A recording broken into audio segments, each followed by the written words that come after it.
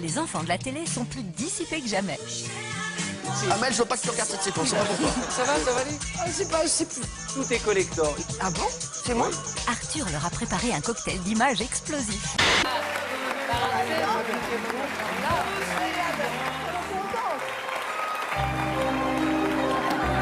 C'est dur d'embrasser au cinéma, José? Ça dépend, ça Avec dépend. une grosse moustache.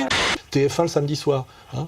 Et que, évidemment, on en parlera tout à l'heure, que pour essayer de dévier la colère et les questions légitimement posées dans une république une et indivisible, eh ben, on fabrique de l'islamisme radical et on nous dit que finalement la pauvre communauté est en danger parce que 3 rappeurs niçois en survêtement ont balancé une couscoussière dans une épicerie cachère de Sarcelles.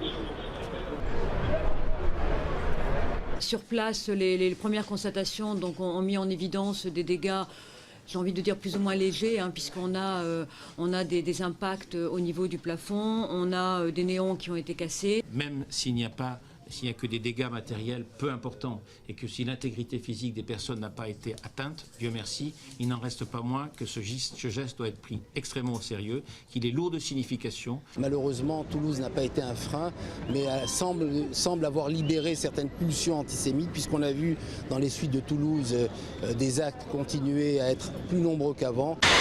C'est donc un réseau visiblement organisé appartenant au milieu salafiste qui a été démantelé ce matin lors de plusieurs opérations de police dans le sud, à Strasbourg et en région parisienne. Le voici Jérémy Louis Sidney, le terroriste présumé tué par la police à Strasbourg. Ça ne s'arrête pas à ne pas manger de porc à la circoncision. Ce rap est un appel de phare pour les frères et les sœurs qui s'égarent. Allahu Akbar. C'est quelqu'un qui était identifié avec une barbe et lorsqu'il a rejoint Strasbourg, il s'était rasé la barbe. C'est paraît-il, un signe de passage à l'acte qui peut conduire au martyre. Enfin là, on est dans n'importe quoi, c'est un mauvais sketch des inconnus. Mais c'est ça aujourd'hui la réalité française.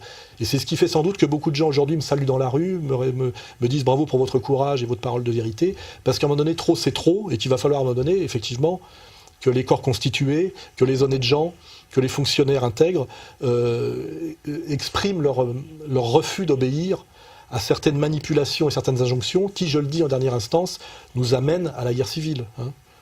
Voilà. Je finirai sur ce sujet de la conne du mois. Je salue fraternellement mes camarades québécois en leur disant, pour répondre à leurs questions, que je viendrai sans doute un jour donner une conférence là-bas. Alors Alain Soral, vous le connaissez tous, c'est un sociologue, un essayiste, c'est un maître quenellier.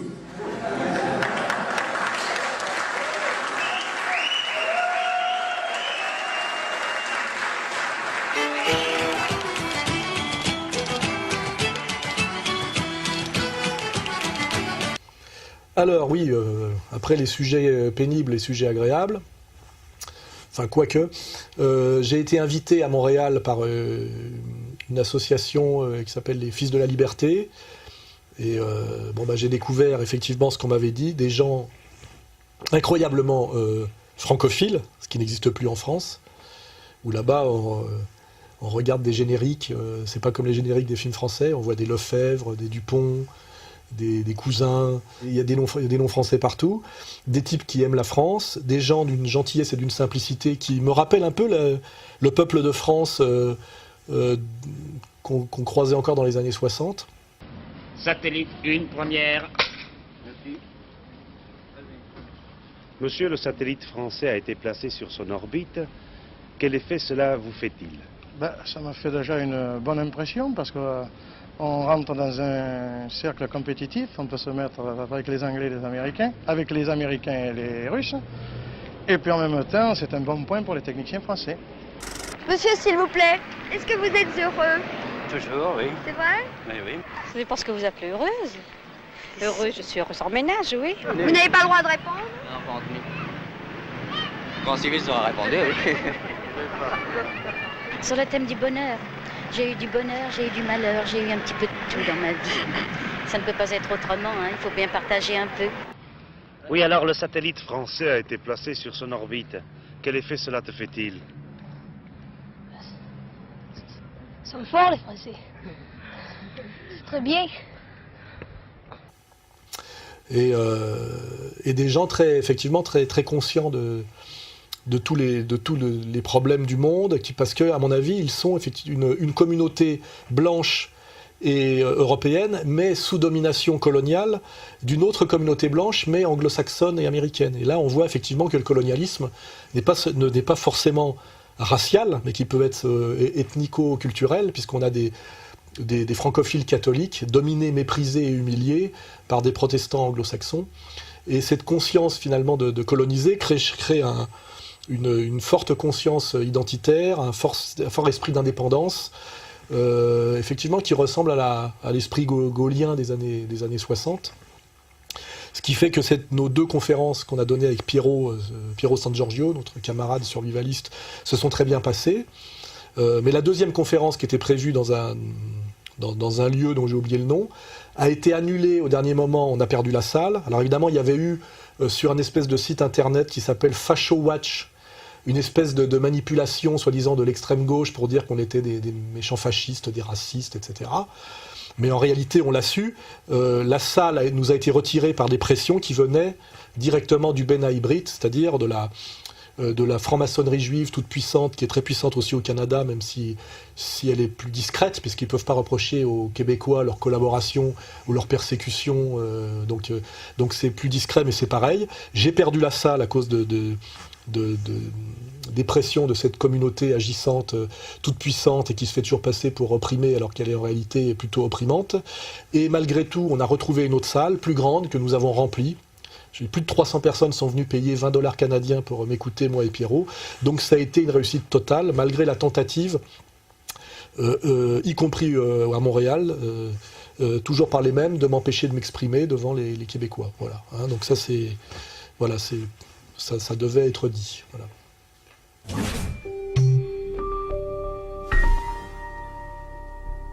Alors oui, j'y ai pensé, je me suis dit tiens, je pourrais croiser Dantec par hasard, et ça me permet de rebondir effectivement. J'ai vu récemment que Dantec, avec qui j'ai eu pas mal de frictions, mais que je connais de longue date. Hein. Il était de la bande d'Ivry-sur-Seine, je l'ai connu quand il essayait de faire de la musique punk avec Artefact. On a mis une photo, c'est pas très gentil, mais il faut assumer. Hein. Moi j'assume, je suis un poupetto, faut pas être dans la mythomanie. C'est un type que je connaissais, qui n'est pas un mauvais bougre au départ et qui n'est même pas sans talent, mais qui s'était mis à m'emmerder à bloc de façon assez agressive. Ah, il vaudrait mieux pas qu'il le fasse en face de moi, cette espèce de gros enculé. Là, je lui dis cash. Ah oui? S'il m'entend. Voilà quoi, c'est un monde merdique où par exemple un Alain Soral, c'est un exemple, est considéré comme pardon, excusez-moi, est considéré comme un maître de la politique. Et là, je vois qu'il a fini par se fâcher avec son mauvais génie et son mentor, qui est un certain David Kersan, je crois. Et donc, je veux rappeler plusieurs choses. Un, que Dantec m'a fait un procès pour injure et diffamation qu'il a perdu. J'ai été convoqué par un juge d'instruction qui m'a signifié que j'étais envoyé au tribunal pour injure publique, parce que, et c'était bien marqué sur le papier, parce que j'avais osé tapoter avec l'index sur la tête articulée d'un petit chien en plus, donc c'était bien écrit hein, sur ce qui m'était reproché, que j'avais dit coucher Dantec, et que je l'avais comparé à un caniche, je crois. Vous voyez, donc je me suis retrouvé au tribunal pour ça, il faut le savoir. Hein. Ce qui était assez déshonorant de sa part, mais que je pense qu'il était effectivement sous la coupe de ce David Kersan qu'il attaque aujourd'hui pour abus de faiblesse, et que c'est le David Kersan qui est à l'origine de ma petite vidéo qui s'appelait Mea Culpa. Sa vision du monde est incohérente puisqu'il dit il faut se ranger derrière l'Empire américain pour nous protéger des Arabes. Or, une analyse sérieuse de la situation nous montre que partout où les Américains sont passés, ils ont remis les Arabes au pouvoir, en Afghanistan avec les talibans, en Yougoslavie avec les Albanais du Kosovo. Et s'il a étudié la géopolitique comme moi, il sait très bien que la mise en avant du danger islamique est de la part des Américains une stratégie des leurs pour en fait aller contrer la progression inéluctable de la sphère eurasiatique. C'est-à-dire c'est les Chinois et les Russes qui vont bloquer en réalité. Et je pense que soit Dantec est suffisamment intelligent pour le savoir, donc il ment, soit s'il n'a pas compris ça, c'est que c'est un imbécile et il faut qu'il reste dans la science-fiction, effectivement. Parce que David Kersan, comme j'attaquais Dantec sur l'incohérence de ses positions catholiques réactionnaires et de son sionisme, et surtout l'incroyable violence de ses attaques contre les musulmans. Et je voudrais donner un conseil à tous les musulmans et à tous les islamistes. Rappelez-vous des petits Japonais. Ces braves petits Japonais qui se sont pris 2 bombes atomiques sur la gueule à l'époque où elles n'existaient pas.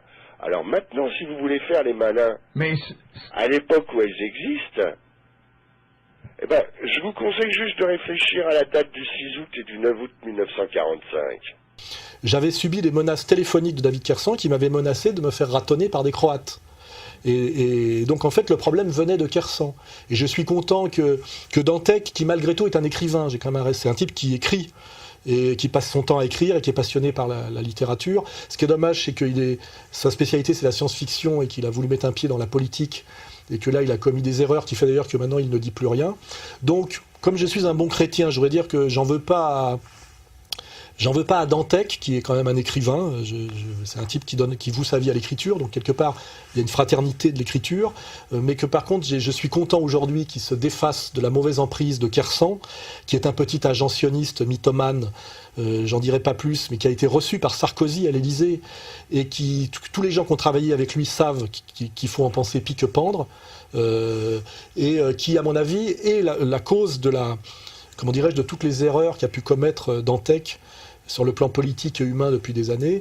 Donc finalement, je lance un salut fraternel à Dantec d'écrivain à écrivain, et je précise bien que le problème en fait Dantec était le problème David Kersant. Et je suis content que finalement Dantec échappe à sa domination, et j'apporte mon soutien public à Dantec dans ce combat qu'il mène pour essayer effectivement d'échapper à cet ogre qui fait sans doute du pognon sur son dos, puisqu'il a monté une maison d'édition. Et Dantec essaie de récupérer ses droits et sa liberté d'auteur. Et en tant qu'écrivain, je le soutiens. Voilà.